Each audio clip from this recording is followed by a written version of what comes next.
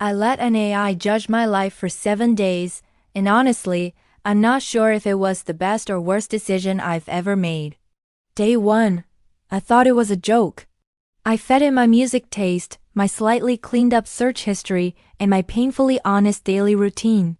I hit submit, expecting a quirky personality summary or a horoscope level roast. Instead, the AI replied with a single cold sentence.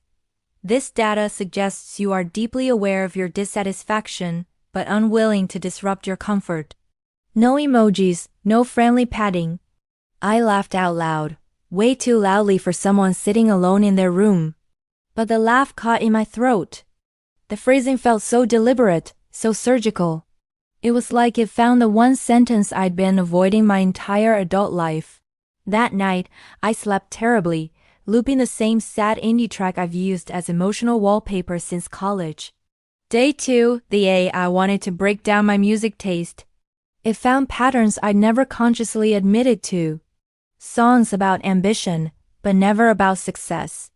Nostalgic tracks tied to better versions of myself. Lo-fi playlists I labeled focus that I never actually focused during. Its verdict was brutal. You use music to feel productive, emotional, or motivated without taking corresponding action. You curate moods instead of outcomes. I felt completely exposed. Music was my sacred space, but now it just sounded like avoidance in 4/4 time. That night, instead of just having noise in the background, I really listened to one full album, from start to finish. No phone scrolling, no multitasking.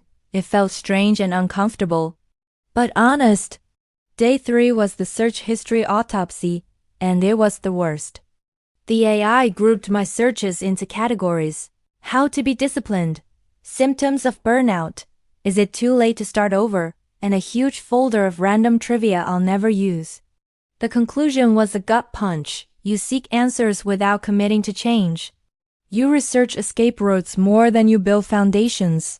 It hit me how often I Google my way out of responsibility, using knowledge as a substitute for action and curiosity as a shield. That day, I didn't search for anything.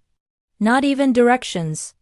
I just sat with my questions unanswered, and I hated how loud my own thoughts were without a search bar to silence them. Day 4, the AI analyzed my routine. I was expecting productivity hacks, but instead, it gave me a psychological profile. Your day is optimized for minimal friction. You avoid boredom, effort, and silence equally. Your routine is not accidental, it is defensive. Defensive. That word stuck with me. And suddenly, I saw it everywhere. The immediate phone grab when I woke up.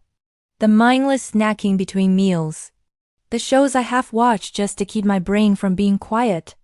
That evening, I went for a walk with no headphones, no music, no podcast. Just my footsteps and my breathing. It was boring and a little terrifying, but it was real. Day 5 was the verdict I'd been dreading. The AI summarized everything. You are not failing. You are stalling. And then it went deeper. You fear wasted potential more than actual failure, so you choose inaction.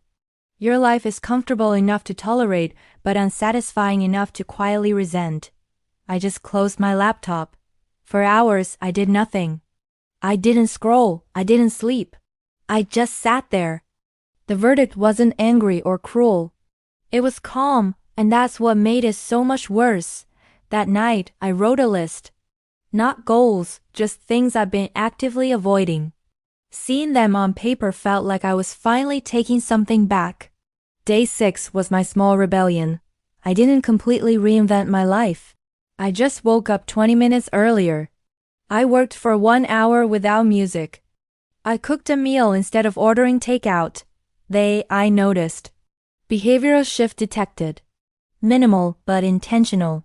Getting that message felt absurdly validating. For the first time, the machine wasn't judging me. It was just observing.